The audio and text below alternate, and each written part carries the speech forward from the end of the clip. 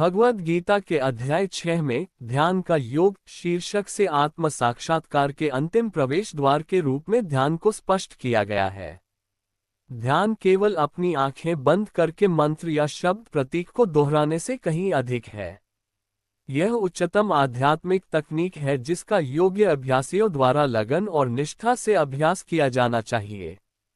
ध्यान के लिए आवश्यक शर्त एक शांत मन है। इच्छाओं और आसक्तियों से बोझिल मन एकाग्रता और ध्यान के सूक्ष्म क्षेत्रों में जाने में असमर्थ होता है। कृष्ण सन्यासी की परिभाषा से शुरू करते हैं। सन्यास का अर्थ है हार मान लेना, अपने कर्तव्यों का परित्याग कर देना और सुरक्षित शरणस्थल की ओर भाग जाना।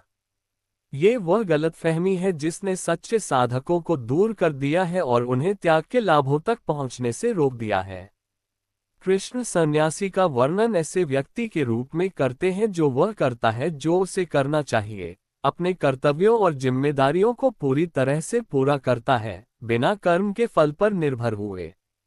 सन्यासी वह नहीं है जिसके पास उच्च आदर्श नहीं है, न ही वह निष्क्रिय व्यक्ति है। इसके बाद कृष्ण आध्यात्मिक विकास के 3 चरणों का एक शानदार वर्णन करते हैं। एक सक्रिय योगी से एक ध्यानी सन्यासी और अंत में एक ज्ञानी प्रबुद्ध व्यक्ति की उच्च अवस्था तक। वह बाहरी दिखावे के बजाय मानसिक अवस्थाओं के संदर्भ में 3 चरणों का वर्णन करते हैं। इस प्रकार आध्यात्मिक होने के लिए किसी को गेरुए वस्त्र पहनने या अनुष्ठान करने या खुद को सांसारिक सुखों से वंचित करने की आवश्यकता नहीं है। बस जरूरत है मानसिकता में बदलाव की। कदम दर कदम कृष्ण हमें ध्यान के लिए प्रारंभिक अनुशासन और अयोग्यता से परिचित कराते हैं। इसके बाद आत्मज्ञान की परीक्षा होती है। एक आत्मसाक्षात्कारी आत्मा वह है जो सभी के साथ एकता महसूस करता है। वह सभी प्राणियों में अपनी आत्मा को आत्मा के रूप में देखता है। अंत में वह मंदिर, चर्च या मस्जिद में नहीं, बल्कि हर जीवित प्राणी में भगवान की पूजा करता है। उसके बाद वह आत्मा में रहता है, चाहे उसकी जीवन शैली कुछ भी हो। जब आप हर जगह उनकी छवियों से जुड़ नहीं सकते, तो भगवान के लिए प्यार का इजहार करना व्यर्थ है। हमारी तरह अर्जुन भी अनंत के अज्ञात क्षेत्र की खोज के लिए अपने वर्तमान अस्तित्व की सुरक्षित सीमाओं को छोड़ने से डरता है।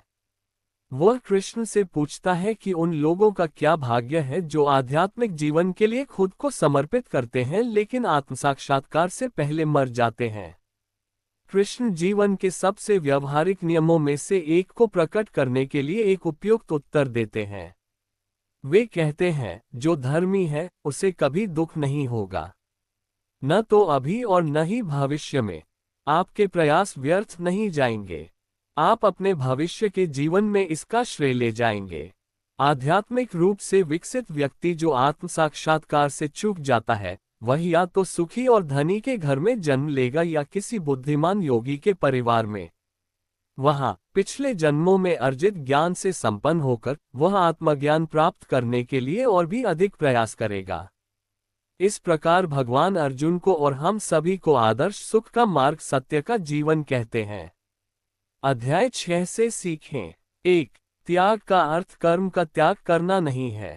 त्याग का अर्थ है उन वस्तुओं का त्याग करना जो उत्तम कर्म के मार्ग में आते हैं। 2. कर्म का मार्ग सक्रिय लोगों के लिए है और त्याग का मार्ग प्रेरित लोगों के लिए है। 3. खुद को खुद ही स्थापित हो, कोई और ढूंढने में मदद नहीं कर सकता। 4. भौतिक या आध्यात्मिक प्रगति के लिए जीवन का संयम और नियम आवश्यक है। 5. जब मन टूटता है तो उसमें कोई शक्ति नहीं होती। संयुक्त मन में शक्ति होती है, वह शांत और प्रभावशाली होती है। 6. बुद्धि विकसित होने पर उच्च भेदक क्षमता की रचना होती है। ये सहज उत्कृष्टता को सक्षम बनाता है और आपको आत्म साक्षात्कार की ओर ले जाता है। 7. योग दुख से एक कारण होने का नाम है। दुख से इस एककारता को तोड़ दो, फिर तुम अपने अंदर खुशी पाओगे। 8. सभी इच्छाएं कल्पना से उत्पन्न होती हैं। 9. आध्यात्मिक विकास की प्रस्तुति यह है कि आप स्वयं को और स्वयं में सभी आतंकवादियों को देखें। 10. फायदा करने वाले को कभी दुख नहीं होता। नौकरानी लोग नष्ट हो जाते हैं। भगवद गीता के 6ठे अध्याय में ध्यान योग का वर्णन है। इस अध्याय में भगवान श्री कृष्ण ने कर्म योग और कर्म संन्यास के बीच तुलना की है। साथ ही उन्होंने बताया है कि निष्काम कर्म योग की प्रक्रिया से स्वयं को शुद्ध करना चाहिए।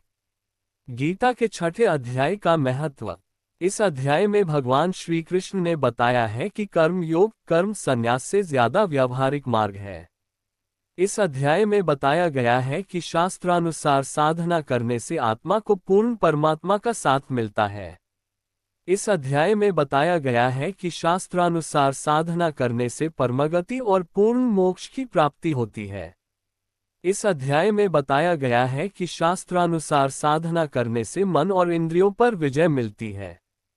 इस अध्याय में बताया गया है कि जो लोग बहुत ज्यादा या बहुत कम खाते पीते हैं, वे योग में सफलता नहीं पा सकते। इस अध्याय में बताया गया है कि पूर्ण परमात्मा की भक्ति से पूर्ण मुक्ति और परम शांति मिलती है।